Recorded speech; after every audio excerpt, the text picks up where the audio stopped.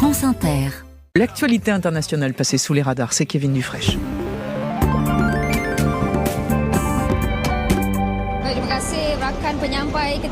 C'est d'abord en Malaisie que nous sommes, Kevin, avec une colonne de flammes. Image impressionnante hier à Puchong, en banlieue de la capitale Kuala Lumpur. Un gigantesque champignon de feu, puis des flammes montant jusqu'à 500 mètres de hauteur en pleine ville. Il s'agit en fait d'un incendie lié à une fuite sur un gazoduc opéré par Petronas, la compagnie publique malaisienne. Au-delà du choc des images, il y a beaucoup de blessés. D'après l'agence de presse Bernama, 145 personnes ont été hospitalisées. Une centaine sont toujours prises en charge. Les autorités ne parlent pour l'instant que de blessés, aucun mort recensé. Beaucoup d'habitants du quartier étaient dehors pour célébrer l'Aïd, la fête musulmane qui marque la fin du Ramadan.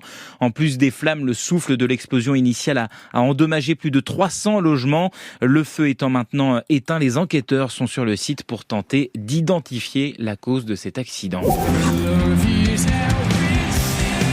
Et nous sommes en Turquie où un groupe de rock se retrouve pris malgré lui dans la contestation anti-Erdogan. Ah oui, vous avez peut-être reconnu Muse qui lundi a annoncé sur ses réseaux sociaux un concert le 11 juin à Istanbul. La billetterie était censée ouvrir demain. Sauf que dans les minutes qui ont suivi la publication sur Instagram, des dizaines de fans ont commenté pour dire que malgré tout l'amour qu'ils portent au groupe britannique, ils ne viendraient pas, appelant pour certains au boycott du concert. Et à l'instant, le groupe britannique annonce qu'il renonce à se produire à Istanbul.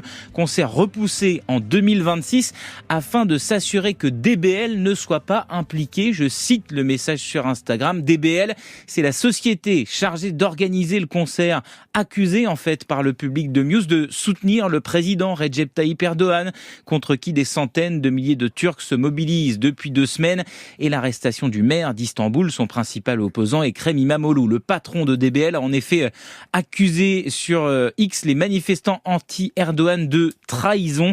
Abdülkadir Özkan dénonce des déclarations sorties de leur contexte. Il avait annoncé se retirer de tous les projets musicaux dans lesquels il était impliqué pour ne pas porter préjudice aux artistes. Quoi qu'il arrive, Muse a donc annulé son concert ce soir. Et puis nous sommes en Italie où il n'y a plus de café. Malheur dans un pays où il est si important, plus de café, précisément à la mairie de Pieve di Soligo. 12 000 habitants, c'est en Vénétie. Décision radicale du maire Stefano Soldan. Il a fait retirer tous les distributeurs automatiques de boissons chaudes installés dans les bureaux municipaux ainsi qu'à la bibliothèque parce que les employés, selon lui, prenaient des pauses café trop longues au détriment de la qualité des services. L'édile assure avoir reçu de nombreuses plaintes de ses concitoyens qui disent avoir attendu de longues minutes parce que personne n'était présent pour prendre en charge leurs demandes, leurs démarches administratives.